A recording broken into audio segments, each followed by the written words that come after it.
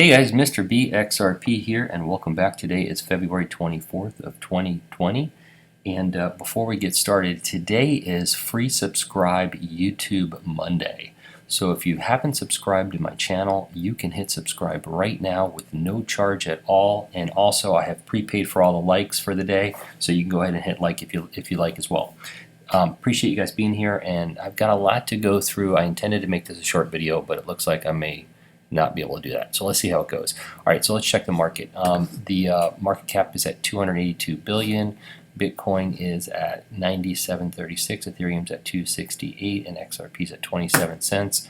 Not a great day for the market. And Fiat Lake, we're at 27 cents there. But the big news today is in the Dow, and the Dow was down. Well, it's down 800 right now. It was down as much as 900, I think, before it opened. So it is not a good day for the stock market, and there's a million reasons out there, and I won't go through those reasons, but it's an ugly day on the stock market. We all know that for sure. All right. So Crypto Wolf on Twitter had posted this. The G20 is expecting reports on cryptocurrency and stablecoins from the Financial Stability Board, FATF, and the IMF. The G20 asked FSB, CPMI, and other international organizations to develop a roadmap to enhance global cross-border payments by October. Okay, regulation, guys, regulation. This is what we're waiting for. I don't care what anybody tells you. I don't want to hear about any technical analysis. This doesn't happen until we get regulations. So I said it here. This was posted on Twitter from the FATF, which I thought was pretty cool. In case you missed it, after 2 days at Riyadh, the G20 finance ministers urged countries to implement FATF standards on cryptocurrencies. The FATF president, well, let's just call him President Lou, and Executive Secretary David Lewis attended. See the full deal is here. So you can go to Twitter, go to FATF News, and you can click on it and read the whole thing. Once again, regulations. They're coming. Regulations mean everything, okay? So we're going to get back to regulations in just a minute, but let's keep moving.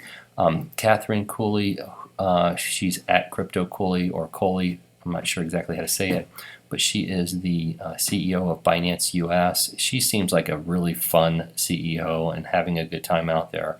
She seems to be having a good time. Anyway, she made this tweet and said, "What do we all need this week?"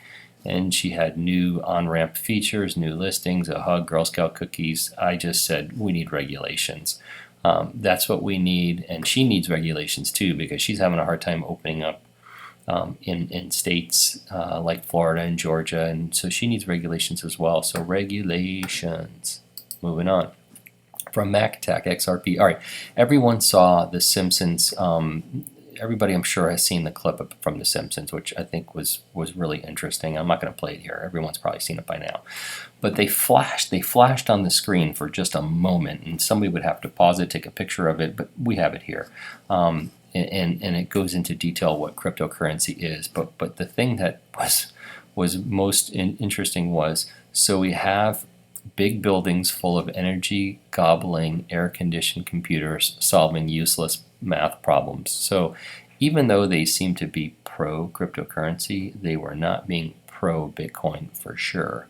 But I'm not saying they're supporting XRP. I'm not saying anything like that. It's just interesting that they did it, which is kind of a response to modern day talking about cryptocurrency. But then they took the time to slam proof of work, which is just interesting to say the least. I don't know what that's about. I don't know where that's going, but we're going to get back to Bitcoin in a minute because I want to talk about Bitcoin. All right, Julia Chatterley, not that she took a little bit heat, but some people were questioning whether or not the Brad interview was ever on TV.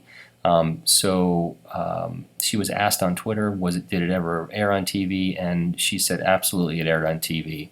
And then she actually posted the edited interview that aired on her program on Twitter. So she's a friend of ours. She's out there looking to tell the story. So I think everybody likes her out in the Twitter sphere and XRP community. Seems like she's out there to get answers and seems like a reasonable person. So I'm glad to see she's doing what she's doing. Okay. This was posted by the XRP agent. Probably have seen this before. I'm going to play it again because I'm a little suspicious of what's going on, so I'm going to play it for you. Polysign plan on solving current issues with digital asset custody? For example, how does Polysign plan on solving current issues with digital asset custody? For example, with the key unlocked asset access to all funds, Nancy secrets, stolen and lost funds. God, I really wish I could answer that, but I'm under a non-disclosure agreement with Polysign, and I don't. And because they're in stealth mode right now, I don't know what I'm allowed to tell you. I can tell you that they're in the custody business, and of course, I can tell you that they're doing it like an amazing way. That Arthur and I are behind this. We're the lead guys on the technology, and obviously, like we're doing it. We think we're doing it right, but unfortunately, I don't know what. I really wish I could tell you because it's so freaking cool. I'm busting with wanting to tell people what we did, and they're like, "Oh no, we're still in stealth mode. It's still non-disclosure." So unfortunately, I cannot answer that question. But I could. All right, so they're in stealth mode, which is, wow, that makes it curious, right? We're in stealth mode. I mean, that's unbelievable. And he's awfully excited about it. Obviously, Arthur Britto's involved. The invisible Arthur Britto, mysterious Arthur Britto. Nobody in the community that I know of has ever seen him. But the question is, what are they going to be holding custody for? What's Polysign actually doing? Are they going to hold custody for big financial institutions?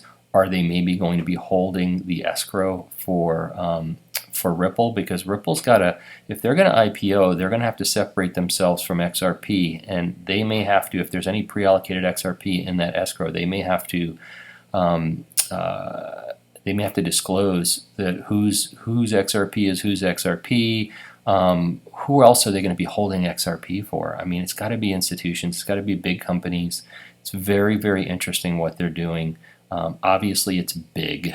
So let's see. And shout out to Status for posting this, and the XRP agent for reposting it. So I think it's interesting. Keep your eyes on Polysign. Polysign could be one of the big stories in this space. And once they get going and out of stealth mode. All right, moving on. Digital Asset Conductor posted this, and it's about DLTCon 2020. This is being put on by the Love for Crypto guys from the UK. Anybody who's interested, it's in LA in May 16th. So you may want to check it out, and I just want to let everybody know it's out there and give them a little bit of a plug for it. Michael, from V5 Link. He had posted this. I've Been on Tech is one of the biggest blockchain-related YouTube channels, boasting upwards of 215,000 subscribers. YouTube continues to inappropriately flag cryptocurrency and blockchain-related content as harmful or dangerous without any reason for it. Okay, so I don't know why he got shut down again. I think this is the second time.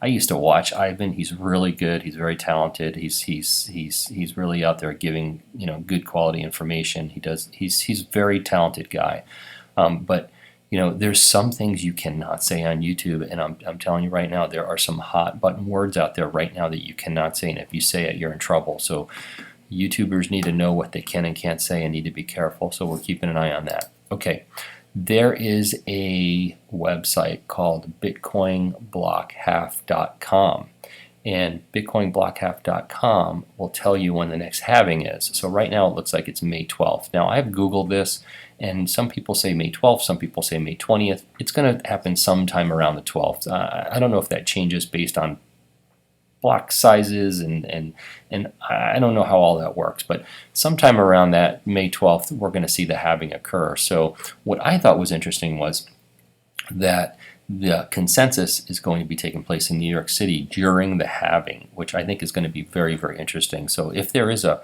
price run-up prior to the halving, it's going to make consensus very, very exciting this year.